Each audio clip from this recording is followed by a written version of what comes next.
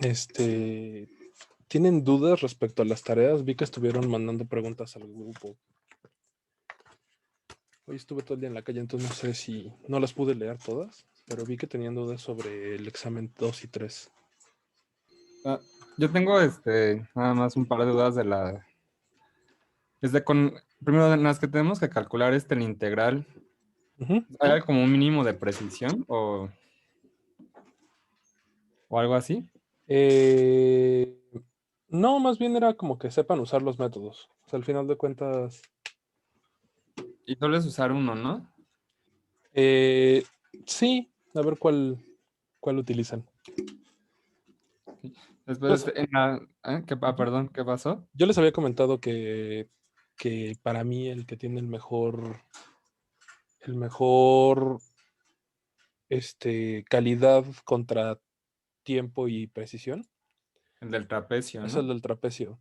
Entonces, yo recomendaría que usaran ese, pero pues la realidad es que cualquier método de integración sirve. Entonces, en la mayoría de los casos, ya digo, cuando tenemos clases ahí luego les pongo funciones raras de los matemáticos, de estas donde las sumas por arriba convergen a cosas diferentes a las sumas por abajo. Este, pero en general, los físicos, ahora sí que va a sonar feo, pero los físicos rara vez nos encontramos esta clase de funciones. De hecho, la mayoría de los físicos siempre estamos trabajando con funciones continuas. Y ya ven que las funciones no integrables, toda función continua es integrable, ¿no? Y toda función con discontinuidades removibles es integrable. Entonces, realmente ustedes en su vida diaria se van a encontrar con funciones integrables.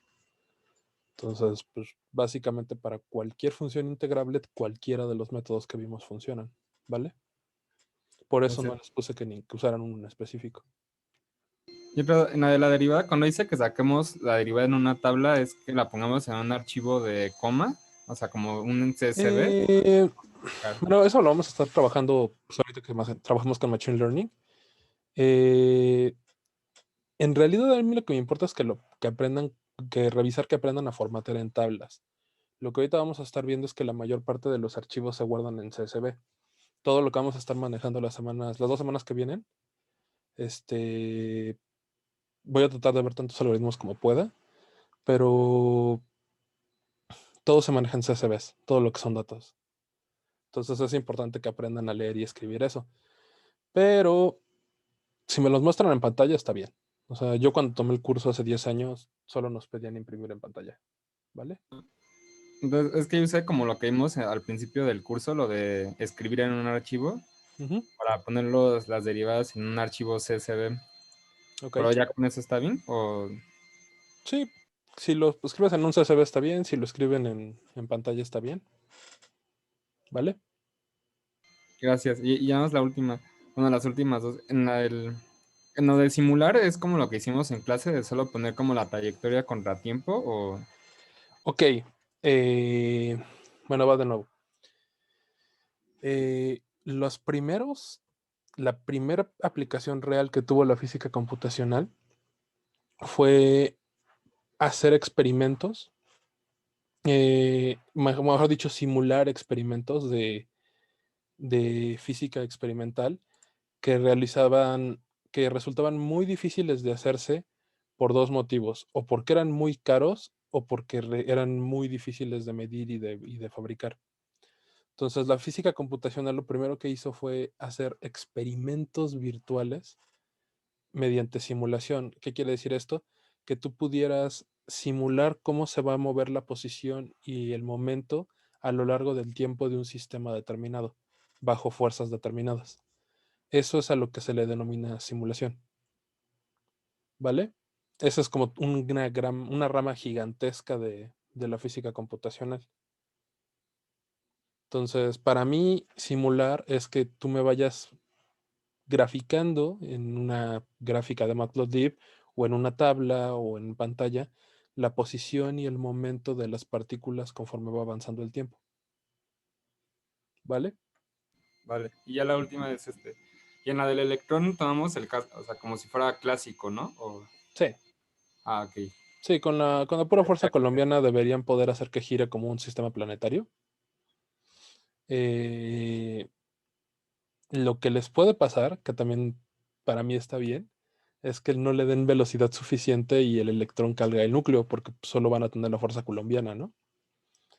Entonces, si no existe la fuerza débil alejando al electrón del núcleo, pues el electrón debería caer al núcleo, ¿no? Pero si le dan la suficiente velocidad, debería formar una órbita planetaria, ¿vale?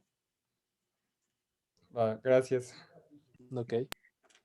Una pregunta. Entonces, ¿esos serían los dos últimos exámenes o vamos a hacer de los nuevos temas de estas 2 semanas? Ok, antes de que dejara dar clase una semana, habíamos quedado de que iban a ser 3 exámenes, el que ya hicieron antes de vacaciones y estos dos, y que íbamos a tener tal vez una cuarta evaluación, pero que iba a ser como examen reposición, porque existe gente que no le fue muy bien o que no entregó el primero. Entonces, igual y dejamos algún programilla ahí extra para que sea como examen reposición y que cuente como el examen más bajo que tuvieron o algo así. Pero no sería, vaya, esencialmente si ustedes entregan estos dos y ya tienen 10 en estos dos, pues ya para qué hacen el cuarto, ¿no? Bueno, gracias. Ok. Bueno, pues creo que son todos los que van a llegar. Ok, entonces, la parte de Machine Learning es relativamente nuevo. El término se acuñó, si no más recuerdo, por ahí del 2008-2009. Y primero me gustaría hablarles un poco de la historia. Hoy voy a hablar más o menos de cuál es la historia y cuál será la ruta a seguir de estas 2 semanas, ¿no? Para tratar de irnos en los principales algoritmos y que ustedes más o menos entiendan qué es lo que está haciendo y cómo se podría hacer. ¿Vale? Entonces, la primera parte es en qué libro me voy a basar para esto. Déjenme, lo busco. Se los voy a subir ahorita al Classroom. Ya lo tenía yo por aquí. Si es este. No. Estos son todos los que les voy a subir. Perdón, está un poco atareado. Creo que es este. Les voy a subir 3 libros.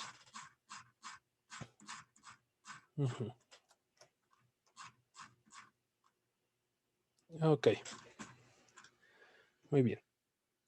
Este es uno de los que les voy a subir. Los 3 libros, bueno, una disculpa, los 3 libros están en inglés. Tenemos. ¿Sí ya está viendo el libro? Sí. Ok.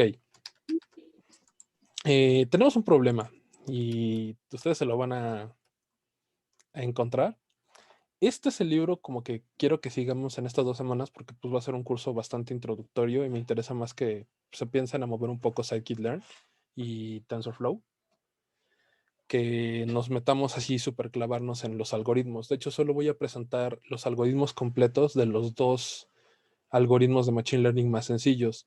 Va a ser regresión lineal y árbol de decisión. Esos dos sí los quiero que los entiendan porque son como la base para construir todos los demás de esas 2 ramas de Machine Learning. Entonces eso sí me interesa que los hagamos detalladamente, ¿vale? Ya los demás se construyen, básicamente es el árbol de decisión, ahorita vamos a ver la gráfica de cómo se divide Machine Learning, es toda una rama de Machine Learning y todos los algoritmos, o la gran mayoría de los algoritmos de clasificación, salen de árboles de decisión. De hecho, la mayoría de los algoritmos de ahí se conocen como bosques y son bosques porque están hechos de árboles, ¿no?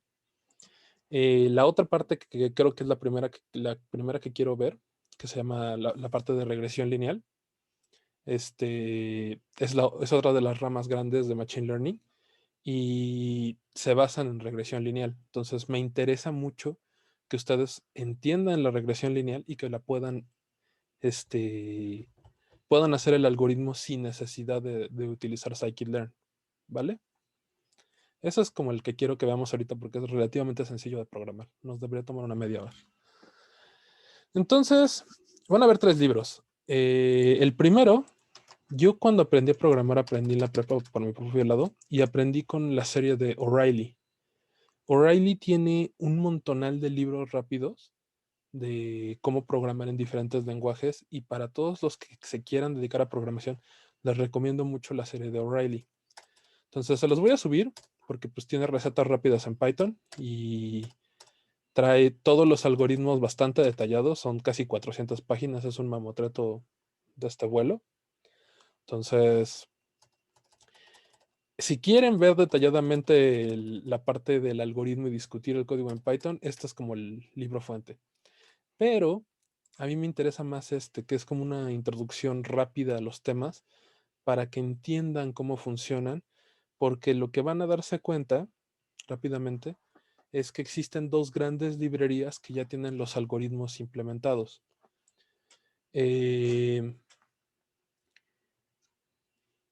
Python es un lenguaje de programación que yo les quise enseñar porque la gran mayoría de los algoritmos útiles ya están programados.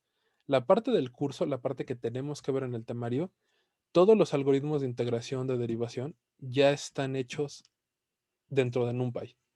Si ustedes se ponen a leer la bibliografía de NumPy, se van a encontrar que todos los métodos de integración que vimos, todos los métodos de derivación que vimos y muchos más ya están programados y ustedes solo tenían que importar NumPy y usar el algoritmo. Si hacen eso en el examen, lo van a tener mal, ¿eh? Porque ya lo han hecho. La idea es que sepan cómo funciona el algoritmo, ¿vale? Lo mismo pasa para métodos más avanzados como resoluciones de ecuaciones diferenciales. Existe todos los métodos de Runge-Kutta que vimos, más el método de Leapfrog, más métodos implícitos, están dentro de SciPy, SCIP. Lo mismo pasa con Machine Learning.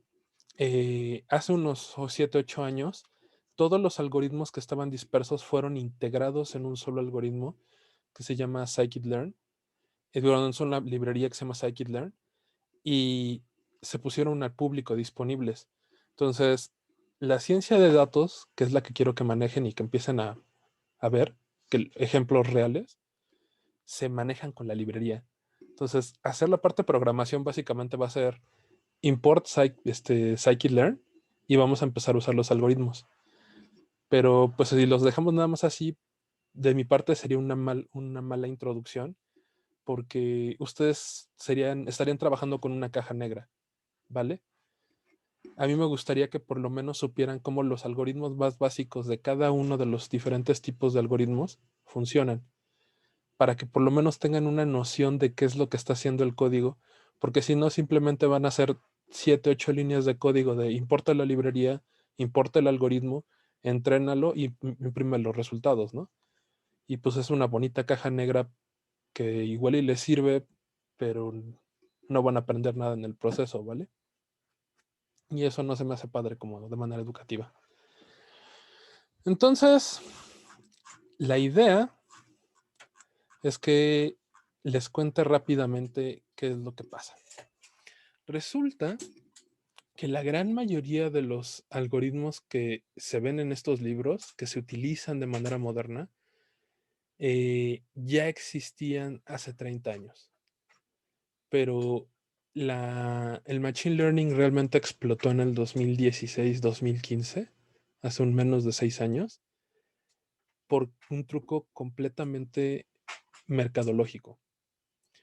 El algoritmo que vamos a ver de regresión lineal tiene algo así como 200 años y ese algoritmo se sigue utilizando y es uno de los más utilizados dentro de Machine Learning.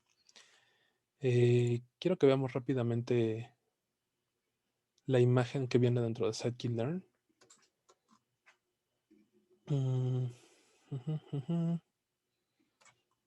Ya la había bajado. Déjenme la abro. Vienen en los 2 libros. Este no es así como conocimiento privado. Viene. ¿Sí están viendo la imagen? Sí. Ok.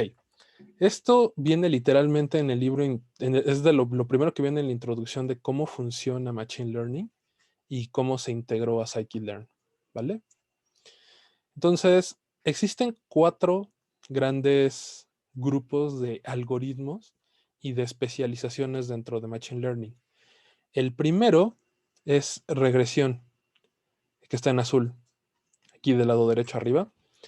Esto es muy usado cuando tenemos puntos de datos específicos que tienen una función asociada. ¿Qué quiero decir con esto? Eh, por ejemplo, ustedes llegan a un laboratorio, empiezan a tomar datos y ustedes van a graficar esos datos en la computadora, ¿no? Para ponerlos en su práctica de laboratorio o en su artículo o en lo que estén publicando en ese momento. Ahorita están en licenciatura, van a hacer prácticas. En el posgrado van a hacer reportes, en el doctorado van a hacer artículos, en el postdoctorado y investigación se hacen artículos, ¿no? Entonces, ¿qué es lo que tú haces como teórico, como experimental? Tú agarras, llegas, tienes una teoría, empiezas a medir el experimento y entonces empiezas a poner puntitos, ¿no?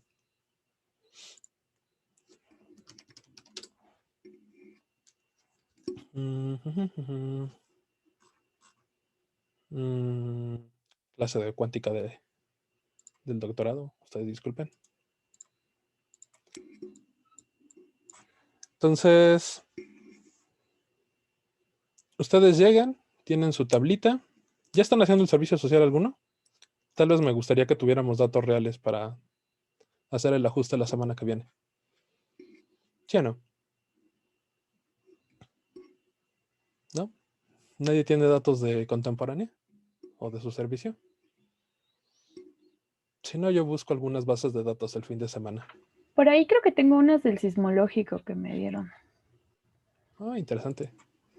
Sería bueno tener los datos. ¿Los tienes en algún SSB o en alguna Sí, tabla de Excel? o sea, los tengo en CSV. Ah, excelente. Pues sí, Pero, sería bueno que, si quieres, ya que estemos, voy a bajar un par de... El lunes quiero ver ya bien regresión lineal todo el algoritmo. ujú. Me bajo una base de datos y ya si quieres checamos rápido la tuya y tratamos de ver cómo se hace el ajuste, ¿vale? También hay unas, perdón, Ujú, en las estaciones meteorológicas que tiene la UNAM, ujú. ahí hay un montón de bases de datos. Alguna vez hice un trabajo, pero bueno, yo no sabía Python en ese entonces. Y hay varias cosas interesantes que supongo que se podrán hacer. Ok. Entonces, bueno, lo checamos y vemos qué sale, ¿no? Entonces, por ejemplo, me viene a la mente ahorita una práctica de contemporánea que los que estén llevando contemporánea ya deberían de hacer, y si no, pues qué chafa, que se llama potencial de ionización. Entonces, de un lado ustedes tienen el voltaje, que es su variable dependiente, la que pueden controlar. Ustedes controlan el voltaje que hay entre las placas del bulbo. Y del otro lado ustedes tienen corriente. Y entonces ustedes empiezan a medir. ¿Cómo se van a tener un puntito aquí? Van a tener un puntito por acá. ¿Cómo se debe comportar esta recta? La de voltaje contra corriente. Pregunta rápida para ustedes.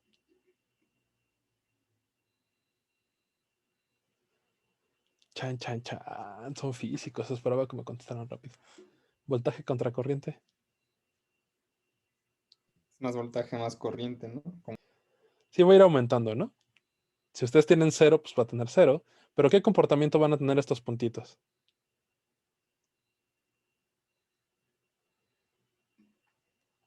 Chan, chan, chan. Por eso quería que alguien trajera la práctica. Porque la computadora literalmente nos da los datos para ajustar aquí la curva. Esta parte de aquí todos ustedes deberían conocerla. Voltaje contra corriente.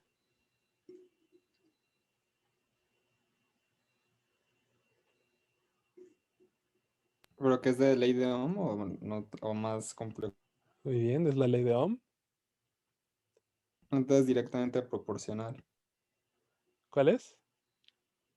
Directamente proporcional, ¿no? Ajá, pero ¿cómo va la Y vol- R igual a B. Entonces, Victoria, reina de Inglaterra, ¿no? Y la pendiente es la R, ¿no? Entonces, esto tiene que ver con regresión lineal, que es el primer algoritmo que quiero que vean y entiendan cómo se hacía. Después, conforme siguen aumentando el voltaje, van a tener que de repente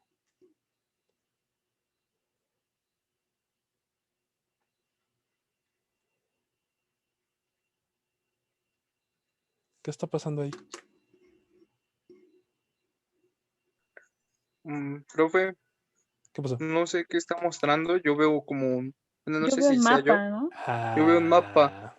Eso Sí, yo explica, tampoco veía nada. eso explica muchas cosas. Ok. Sí, yo con razón, ¿por qué nadie me responde? Qué raro. Ok.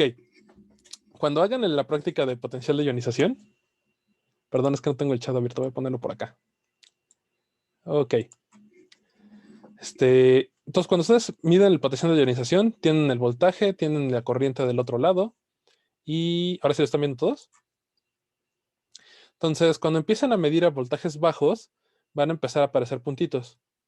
Y eso se va a comportar de una manera lineal y pues van a seguir la ley de Ohm. Ahí nadie se sorprende, ¿no? Luego, conforme siguen aumentando el voltaje, ustedes van a empezar a tener puntos que siguen la ley de Ohm.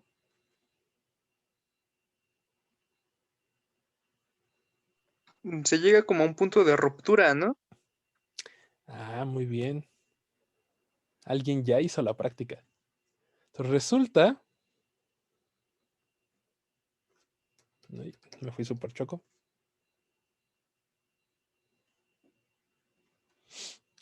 Que llega un punto en el cual hay un voltaje máximo, perdón, hay una corriente máxima y hay un voltaje de ruptura. Cuando ustedes pasan aquí, lo que pasa es que tienen ustedes un par de placas y aquí tienen un gas. Suele ser un gas inerte, un gas noble. Y pues cuando llegan a cierto voltaje, de hecho no suele ser gas noble, pero sí suele ser un gas. Puede ser noble, pero no necesariamente tiene que ser noble. Y bueno, es un bulbo, ¿no? Esto es una campana que en algún punto estuvo de vacía y rellenaron de un gas, ¿no? Ustedes van metiendo una diferencia de potencial aquí y tratan de ver cuál es la corriente de electrones que están pasando de un lado a otro. Si lo vieron, hay una tercera plaquita con termoelectrones que libera electrones. Por la diferencia de potencial, los electrones brincan. Cuando ustedes tienen baja corriente, ustedes tienen un comportamiento óhmico y conforme van subiendo, se salen de ese comportamiento lineal y obtienen un comportamiento exponencial. Se llega a un punto de ruptura y bueno, aquí viene el tip para los que hagan la práctica del laboratorio de contemporánea. Todos claramente van a encontrar este voltaje, porque literalmente van a ver que llega una corriente máxima y hay una corriente de caída. Y lo que muchos alumnos cometen, el error, es que reportan el voltaje de ruptura. El voltaje donde literalmente ya subió tanto que se forma un arco eléctrico aquí adentro y hay una chispa que ustedes ven. Pero resulta que este no es el potencial de ionización. Resulta que el potencial de ionización es este de aquí, donde deja de comportarse de manera óhmica. Y este es el que tienen que reportar. ¿Vale? Digo sin asterisco. Perdón. Pues le estaba hablando de manera al aire libre. Entonces, ¿qué tiene que ver esto con regresión? Va a haber muchos experimentos. Cuando ustedes repitan esto, pues ustedes van a tener que la parte óhmica, pues para el primer experimento va a ser así, y para el segundo experimento, pues puede que sea así.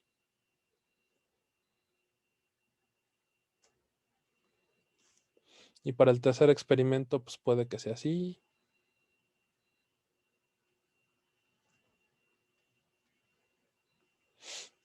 Y ahí la pregunta sería, ¿cuál es la resistencia real de la ley de Ohm? ¿Cuál es R? Digo, ustedes tienen B, ustedes tienen I. ¿Cuánto vale R?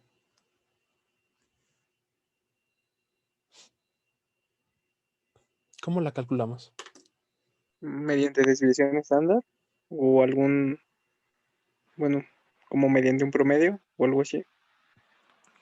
Ok, entonces resulta que hace mucho, mucho, mucho tiempo, casi 100 años, alguien encontró la manera de calcular la mejor línea que pasa por una serie de datos. ¿Vale? Entonces él agarró y dijo, yo tengo una Y y una X. ¿Vale? Y tengo aquí un montón de puntitos. Y esto es con lo que se van a encontrar a cada rato ya que están en los institutos haciendo su posgrado, o que están en la industria, o que están haciendo cosas. Ustedes van a tener un valor Y que ustedes quieren calcular y dependiente, y una serie de variables X independientes. Y entonces, saben que Y es una función de X. ¿Por qué X? ¿Por qué X mayúscula?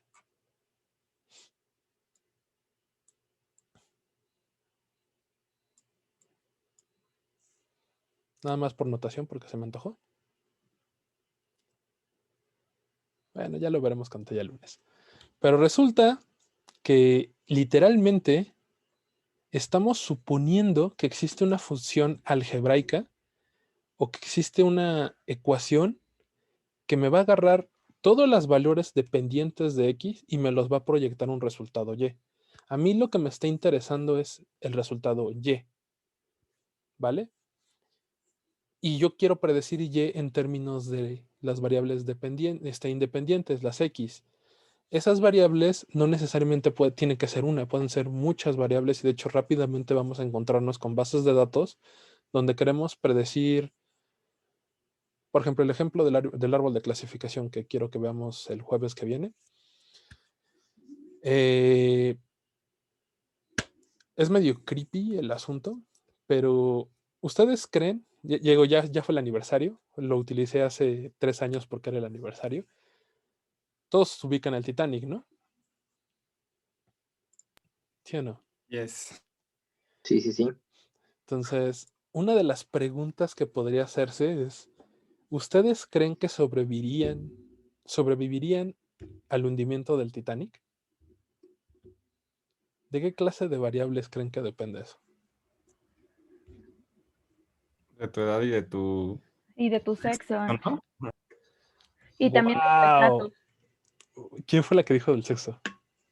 Es que yo tomé un curso de ciencia de datos y ahí hicimos ese ejercicio y hicimos las gráficas y analizamos todos esos datos.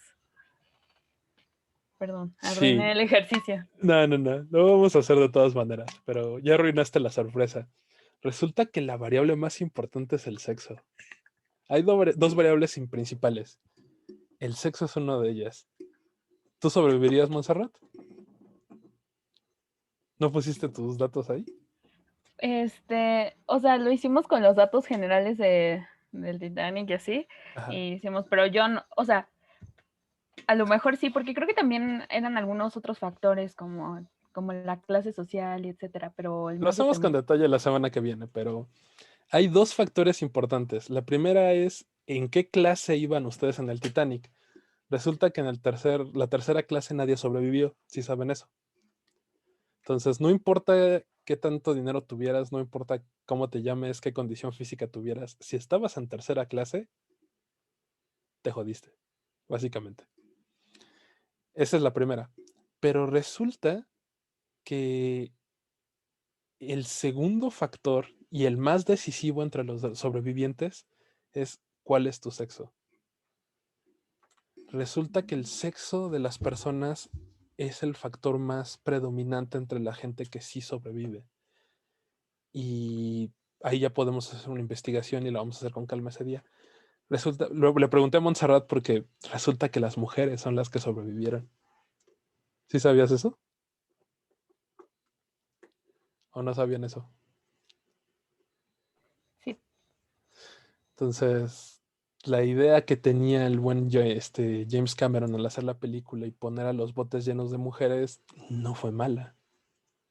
La realidad es que la base de datos nos muestra precisamente eso, que fueron las mujeres de primera clase y algunas de segunda las que decidieron subirse a los barcos al inicio. Y cuando ya se dieron cuenta de verdad que sí se iba a hundir y que todos se iban a morir, se empezaron a precipitar y a subirse los hombres.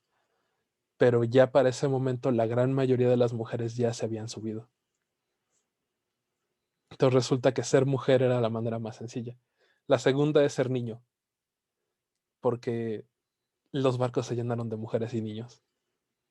¿Vale? Como dice el buen Carlos David, se subieron a los barcos primero a las mujeres y a los niños. Entonces resulta que esas son las dos variables principales, pero hablaremos de eso cuando veamos árbol de clasificación. ¿Vale? Entonces resulta que ustedes se van a encontrar un montón de datos así. Y resulta que esta pregunta de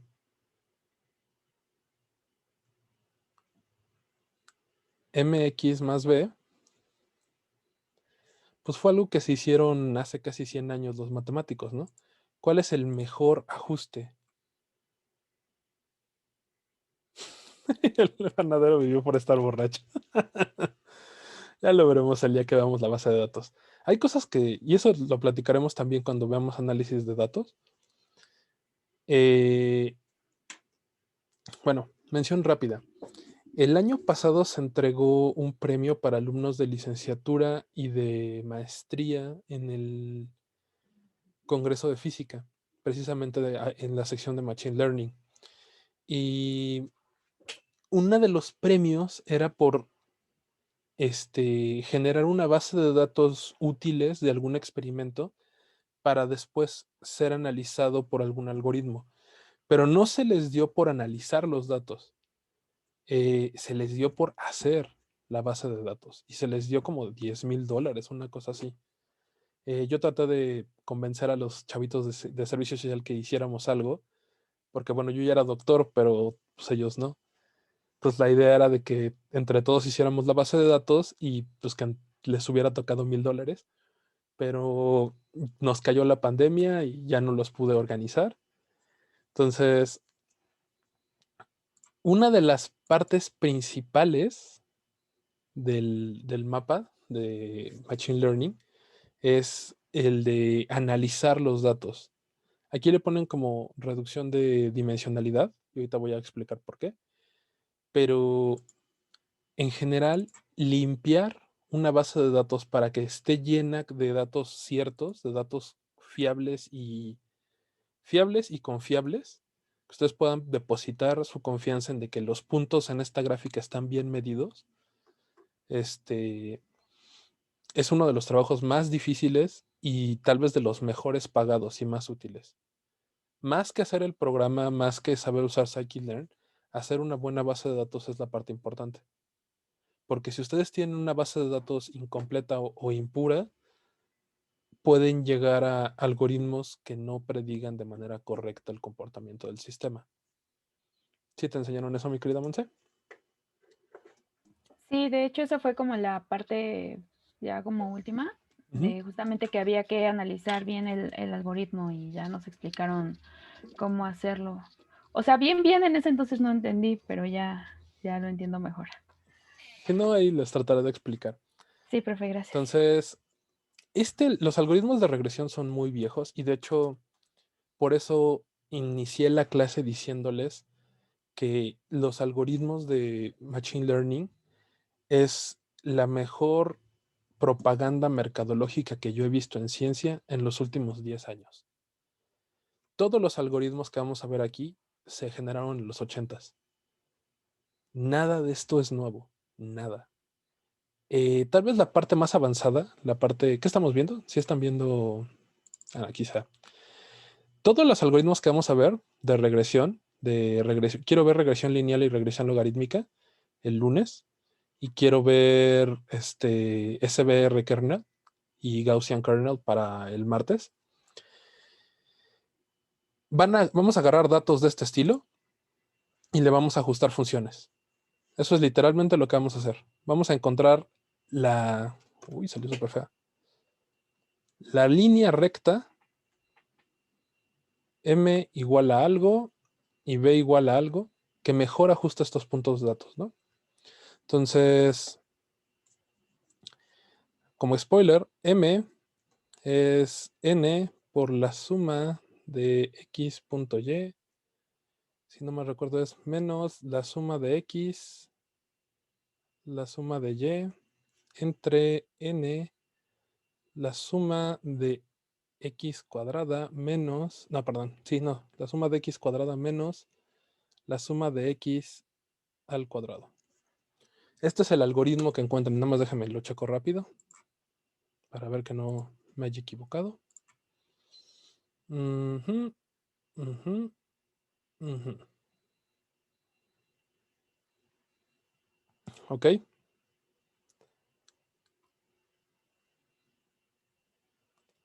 Sí. Bien, bien, bien, bien, bien. Y B es N la suma de Y por la suma de X al cuadrado menos la suma de Y por la suma de XY entre N suma de X cuadrada menos suma de X al cuadrado. Estos son los dos algoritmos, ¿vale? Entonces, el código que vamos a ver el lunes en la primera media hora, espero dedicarle media hora al lineal, media hora multilineal y media hora logarítmica. Estos son los dos algoritmos los que hay que programar. X y Y literalmente son Y, van a ser unas listas con todos los valores de Y de estos puntitos, y XY va a ser una lista con todos los valores de estos puntitos. Entonces, básicamente sumamos todos los valores de X, sumamos todos los valores de Y, sumamos todos los valores de X al cuadrado, sumamos todos los valores de X por y la metemos al algoritmo y nos encuentra la pendiente y el ordinal, el origen de la curva, perdón, de la recta que pasa, que minimiza cuadráticamente el número de puntos. N es el número de puntos, sí, mi querido. Supongo que es Evelyn, nada más dice E. Entonces, pero bueno, ya me desvié un poquito. Entonces, ya hablé un poquito de árbol de clasificación y de lo que vamos a hacer la semana que viene. Entonces, ¿cómo se maneja este algoritmo?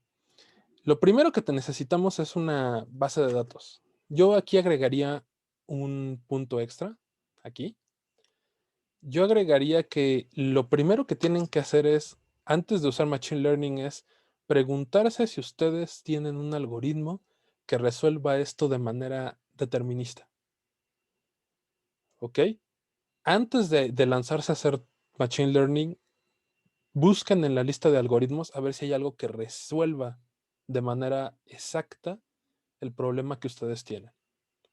Si no existe, si no hay ningún algoritmo, entonces ya empezamos a hacer Machine Learning. Lo primero que tienen que hacer es, necesitan muchos puntos. Entre más puntos ustedes tengan, mejor va a funcionar el algoritmo.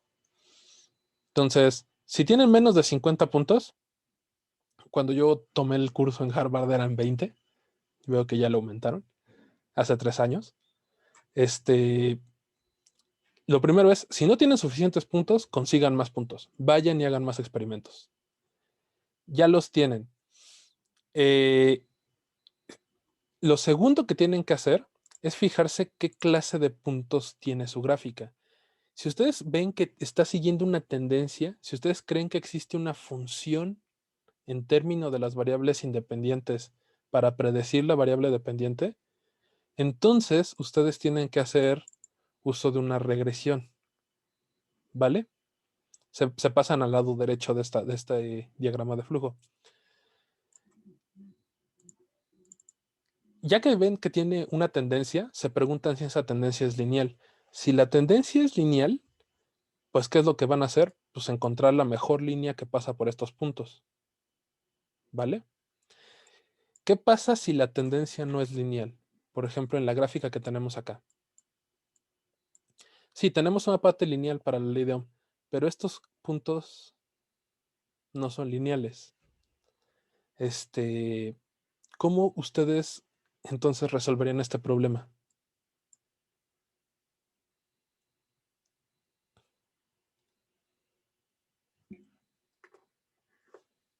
¿Alguien? Aunque sea Montserrat. ¿Le subimos el grado al polinomio o Eso es tratamos lo, de eso es lo exponenciar? primero que vamos a hacer. Lo primero que vamos a hacer es, vamos a subirle el grado al polinomio, ¿no? En vez de hacer una línea, vamos a ajustar un polinomio. ¿Ok? Esa es la primera opción. En general, hay una gran cantidad de algoritmos que lo que se trata es de reducir la dimensionalidad del problema. Hay dos maneras de reducir la dimensionalidad. La primera es descartar las variables que no son importantes para determinar el resultado.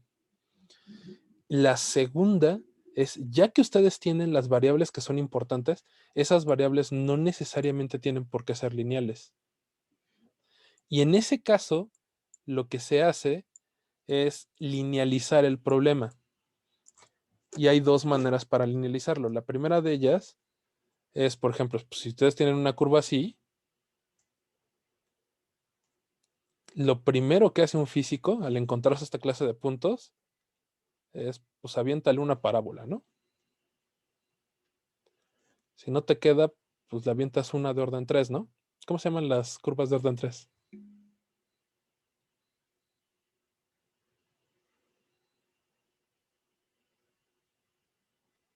¿No?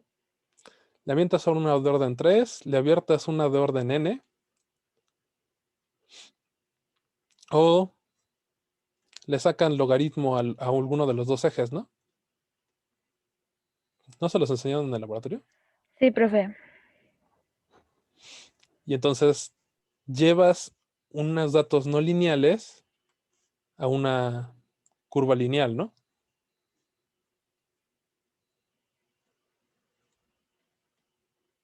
¿Sí o no? Sí, es que no quiero aquí spoilerear a mis compañeros. Ok. Entonces esto es lo que vamos a hacer el lunes y el martes, ¿vale? Tratar de reducir todo a líneas rectas. ¿Ok? Pero esto es cuando ustedes tienen cursos, perdón, es que estaba leyendo lo que puso Evelyn.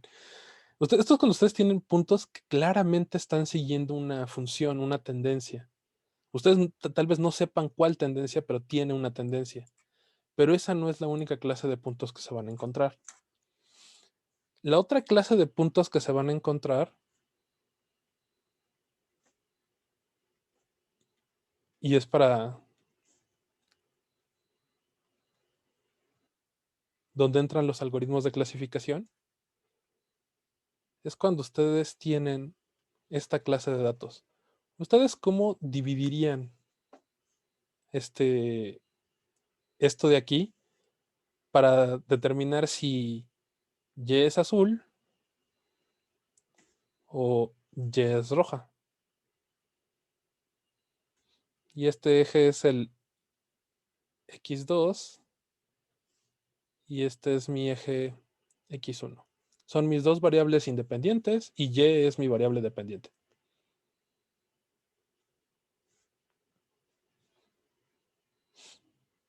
Pues ustedes fácilmente podrían dividir esto en secciones, ¿no?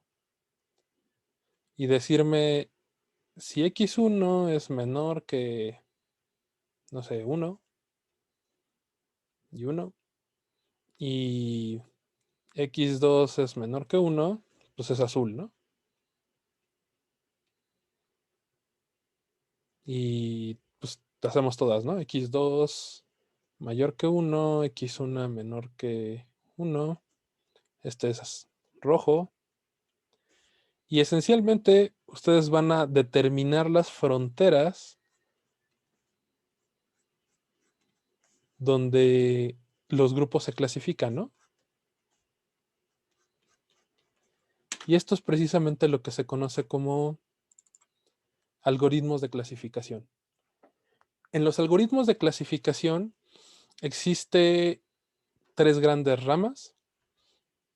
La primera de ellas es un Simple Vector Machine, un sistema de clasificación lineal. Existe un árbol de clasificación, que es el que quiero que veamos bien. Existe los bosques aleatorios, y existe naive Bayes. Se basa en el teorema de Bayes de estadística. Los que tomaron estadística debieron haber visto el teorema de Bayes, o todo lo que se conoce como algoritmos bayesianos. Entonces me gustaría que viéramos por lo menos los 4 más simples. La Linear Vector Machine, el Kernel Approximation, el árbol y el Bayes, y por lo menos que entiendan cómo funcionan estos algoritmos. Esto sería lo que veríamos la última semana de clase, ¿vale? Y finalmente, este también me gustaría verlo, es cuando están agrupados. Cuando existen... Esto es cuando los puedes dividir, pero también existe agrupación. Por ejemplo, que todos los rojitos estén aquí y que luego hay una capita de verdes y luego aquí otra capita de azules. Y entonces resulta que esto se le llama como clustering. Tienen ustedes puntos que claramente son diferentes y que ustedes pueden analizarlos porque los puntos con propiedades similares son contiguos. Y esto les va a pasar mucho en ciencia de datos, que la gente similar se segrega. Esto de aquí se conoce como segregación o como clustering en inglés. Y es que gente con las mismas propiedades se segrega. Pasa mucho en materiales, por ejemplo, que se le denomina también clustering. Pasa mucho en ciencia de datos sociales. Ustedes, en México tal vez no se note tanto porque no es tan evidente, pero en otros lugares de Europa y de Estados Unidos es muy evidente lo que se conoce como los barrios de ciertos países. Si ustedes llegan a ir a los congresos de Estados Unidos en Boston, ahí cerca de Harvard y del MIT, hay un barrio italiano que está al norte, al noroeste. Luego está el barrio chino que está al norte, pero justamente al lado del centro. Los chinos son bastante buenos para conseguir cosas cercanas al centro de la ciudad. Sí saben que hay un barrio chino en el centro de la ciudad, ¿no? ¿Todos han ido ahí?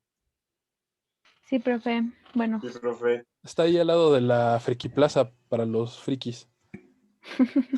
Literalmente.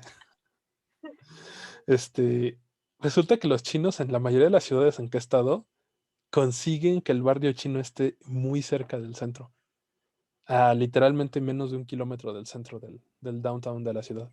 sí es cierto. En Estados Unidos y en Canadá, Ujú. en las ciudades que he ido, siempre está en el downtown y está en el barrio chino y es súper grande. Es gigantesco, sí. Entonces, la gente también suele hacer esto.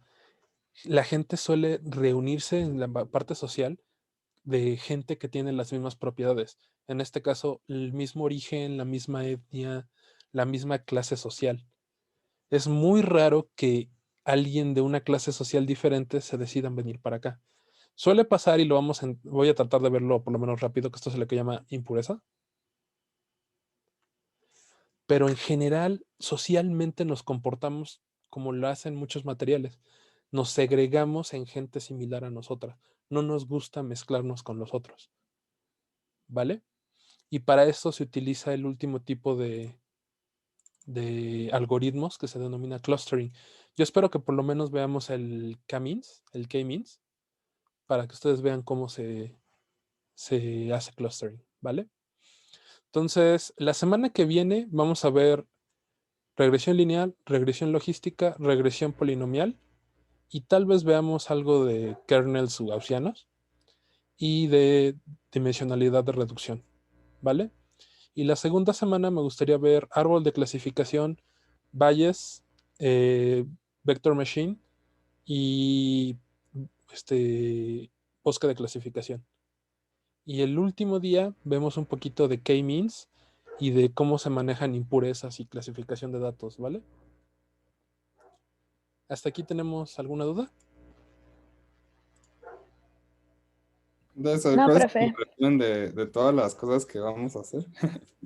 Este es un resumen de introductorio para que entiendan qué es qué es Machine Learning y ciencia de datos. No tengan miedo, son algoritmos muy, muy viejos que básicamente, por eso le digo que fue el gran éxito de mercadotecnia. Alguien agarró todas estas cosas que ya se tenían de regresiones lineales, de árboles de clasificación, los juntaron, los pusieron en un empaque bonito y lo lograron vender. Y en este momento me interesa que ustedes lo sepan, porque si ustedes llegan a una empresa diciendo que saben ciencia de datos, voy a poner rápido uno de los códigos para que se den cuenta de cómo se hace. Denme un segundín.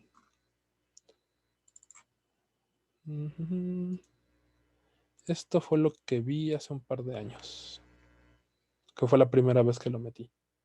Después de eso me volví loco, me fui a dar mecánica cuántica y estadística, entonces por eso tenía yo como año y medio de no dar computación, a pesar de que llevo 8 años dándola.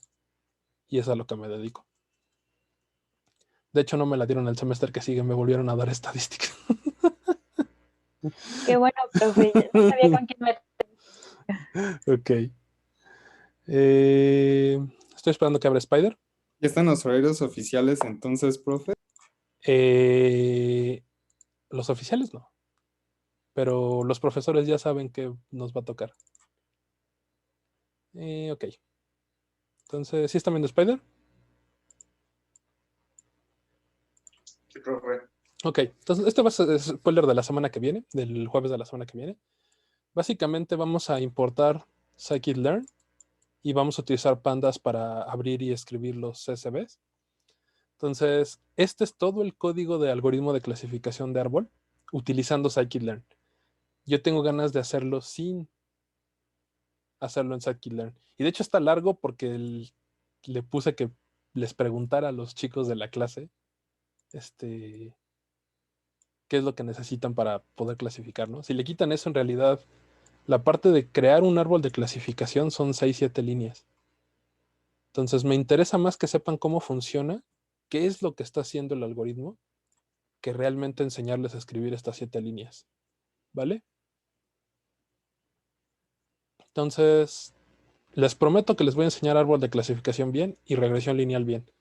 Y ya todos los demás los vamos a ver importando los de scikit-learn. ¿Vale? Para que puedan llegar a la empresa y decir, yo sé utilizar Machine Learning. ¿Sale? Para ganarle a los ingenieros esos puestos, ¿no? Así es. Bueno, entonces, ¿hay alguna duda con la introducción? Les repito, esto básicamente fue... la idea que les quiero vender no es que sean malas, no es que sea una mala práctica. A mí, cuando terminé de tomar el curso en Harvard hace 2 años, en el 2017, hace 4 de hecho, agarré y dije, esto es lo que le hace falta a los físicos. Los físicos no nos sabemos vender. Salen ustedes de la carrera y no saben... ¿Han intentado ir a conseguir trabajo ustedes ahorita? No, Entonces Ay, sí, yo sí.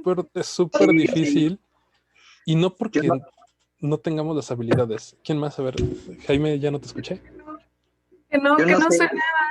Entro a la página de las ofertas de trabajo y creo que no apunto para nada, pura teoría, pero nada de Nada lo de que es práctica. básico. Es que yo no, y lo peor es que no sé si sé, ¿no? O sea, ¿cómo sé que sé las cosas? Aquí a mí lo que me quedó claro fue, no inventaron nada nuevo cuando se empezó a hacer Machine Learning. Si ustedes ponen a buscar el pico de Machine Learning fue hace unos 6 años. Lo que agarraron fue agarrar conocimiento viejo que los programadores ya sabían y venderlo con un nombre bonito. Literalmente fue agarrar y decir, yo puedo solucionarte tu problema utilizando Machine Learning. Pero si alguien hubiera llegado y le hubiera decir, voy a utilizar una máquina vectorial para encontrar la información específica de los datos, el empresario se queda, ¿qué? ¿De qué está hablando este güey, no? Le pusieron un nombre bonito y lo supieron vender. Y eso ha hecho que la gente consiga trabajo súper rápido. Entonces, espero que lo aprovechen para que no tengan que pagar Monse como el curso este. ¿Cómo tomó el curso de Capar? Me fui un mes a Boston. Ay, profe, eso me dolió, pero a mí se me sirvió y me está sirviendo mi carrera. No, está muy bien que lo hayas tomado. De hecho, yo empecé a tomar cursos hasta el posgrado y creo que eso fue un error mío. Si tienen la posibilidad de tomar cursos, te acabo de decir que yo pagué por este curso, ¿vale? O sea, Sí, pues, tú no fuiste la única que lo tomó y no fuiste la única que pagó por él. bueno, está bien. Entonces, Qué bueno que me hizo porque están pagando una carrera. no, más bien la lección que quiero terminar el día de hoy es, tienen que saber venderse su trabajo. Esto es uno de los grandes defectos que yo le encuentro a la facultad, que no tienen otras facultades. La mitad de mis amigos son ingenieros en sistemas y la otra mitad son ingenieros, son de ciencia de la computación, ¿no? La gran diferencia que hay es que en la facultad de ingeniería, desde el primer semestre, segundo semestre,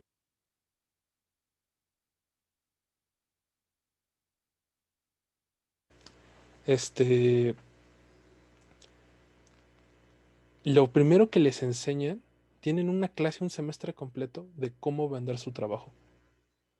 Agarran y les dicen, todo lo que tú hagas tiene un valor y te tienen que dar un porcentaje de lo que estás produciendo.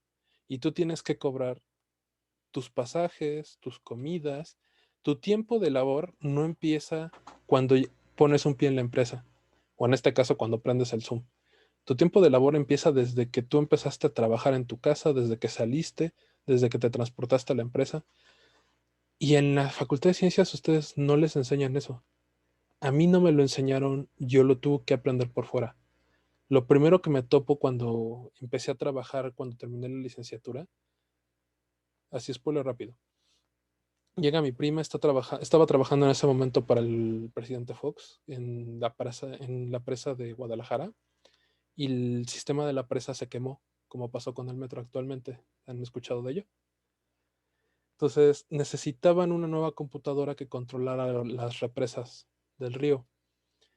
Y a mí me entregan, les dije, sí, yo lo puedo hacer. Me dijeron, ¿cuánto vas a cobrar? Y yo pues no tengo idea, ¿no? Y dije, sí, cobro, no sé, 20,000 pesos. Y me llega su jefe y me dice, te vamos a pagar 30,000. Y yo, ok.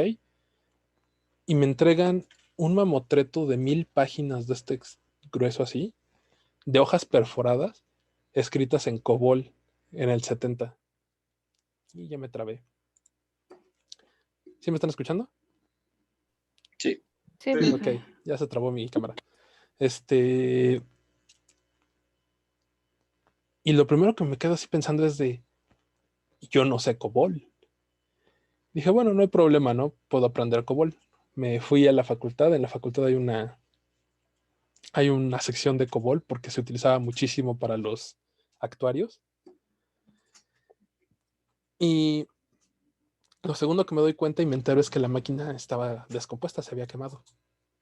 Entonces, había que comprar una máquina nueva, había que comprar sensores nuevos y había que entregar el programa en menos de un mes. Y yo literalmente, yo tomé control y robótica, yo sabía comprar sensores, sabía analizarlos, sabía hacer la parte de cucarachitas y de arduinos. ¿Alguien tomó el curso de robótica con José Luis? ¿Nadie? Sigue Pobrecito. Sí, la existiendo. onda. Ah, es que es optativa de los últimos semestres. Ya no está. Según yo sí sigue allá en Tlahuizcalpan. Bueno.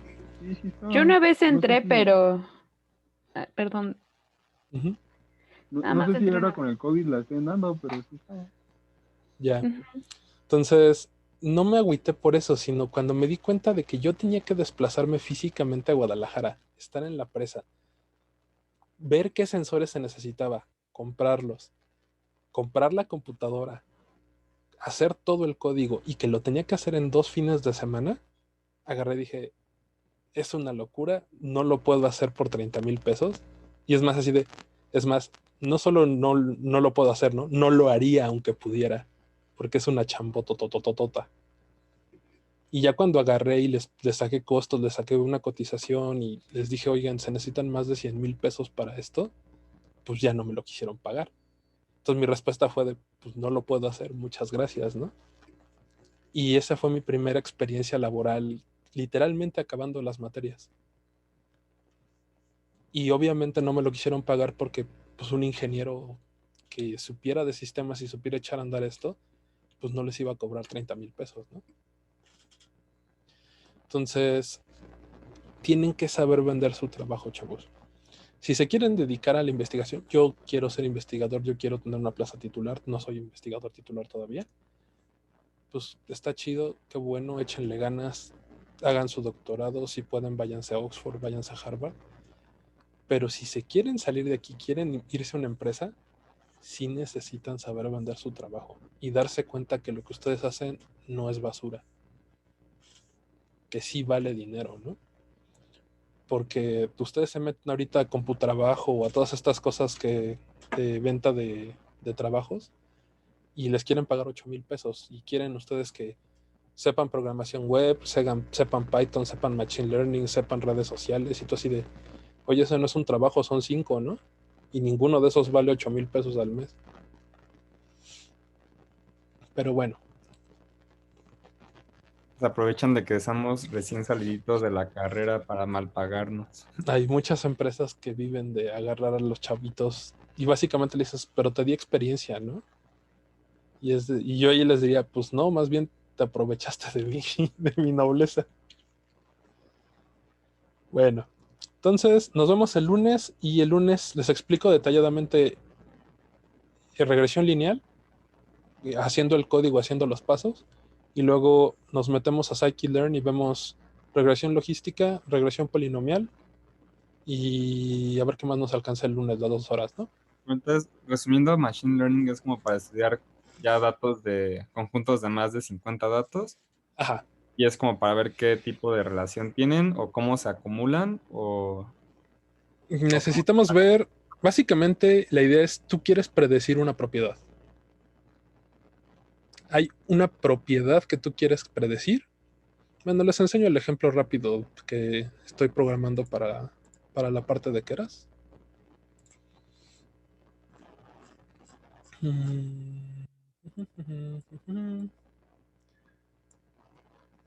¿Dónde lo dejé? ¿Dónde lo dejé? Chan, chan, chan. No. ¿Dónde dejé lo de Keras? Keras es una de las tipos de barrera de neuronas para Deep Learning, que quiero ver por lo menos una introducción a Deep Learning los últimos días. ¿Vale? Ya lo perdí. Y ya lo tenía listo para mostrar. Bueno, se los enseño el lunes. No lo encuentro. Pero sí quería que viéramos Keras, que viéramos TensorFlow y cómo se hace Deep Learning, cómo se hace el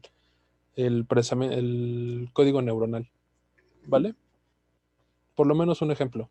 Y básicamente lo que haces es, hay una propiedad que yo quiero predecir, que va a ser la Y, y esa propiedad va a ser función de muchas otras propiedades que vamos a determinar como X. Es el estándar de la nomenclatura. Entonces tú tienes una base de datos literalmente con cientos o tal vez miles de, con una tabla de miles de ejemplos donde tú tienes X propiedades. Tienes 1, 2, 3, N propiedades y tú quieres predecir una de las propiedades en término de todas las demás. ¿Sí me di a entender, Diego? Sí, sí. Por ejemplo, en la que vamos a ver del Titanic, que es uno de los ejemplos clásicos y que es el que quiero utilizar para que vean de dónde sacamos las bases de datos. En la base de datos viene el nombre, la edad, el sexo, la clase, cuánto dinero pagaron por el ticket, porque no necesariamente todos los boletos costaban lo mismo, el camarote, si tenían o no familiares en el barco, y finalmente la más importante, ¿no? Para Evelyn es en Craigle. La vamos a sacar de Craigle. Si no, se las paso. Se las voy a subir esa tarde al Classroom. La propiedad que te interesa es saber si vas a sobrevivir, ¿no? Pero hay 11 propiedades extras en la base de datos que vamos a utilizar para predecir. Entonces, lo que generalmente se hace en ciencia de datos es, tú tienes N muestras con X número de datos, X número de propiedades. Y entonces hay una propiedad que a ti te interesa poder predecir en términos de todas las otras propiedades. Y esas otras propiedades pueden o no estar relacionadas. ¿Vale? Y entonces tu trabajo es encontrar cuáles son las que están relacionadas a la propiedad que quieres predecir y qué tan importantes son para esa propiedad. ¿Vale? ¿Me expliqué o lo dejé igual? Sí, ya listos para la siguiente semana empezar. Vale, pues entonces los veo el lunes, empezamos con regresión lineal y ese día me entregan una de las tareas, ¿no? ¿Sí? Sí, la 2. Ok, bueno, pues entonces cuídense, nos vemos el buen lunes. ¿Cómo Gracias. tomé el curso en Harvard? Yo sabía que me iba a ir un mes a Harvard y me puse a revisar, bueno, me iba a ir a Boston y yo me puse a revisar qué cursos había para tomar para gente que no estuviera inscrita en Harvard. Y uno de los cursos era de Machine Learning.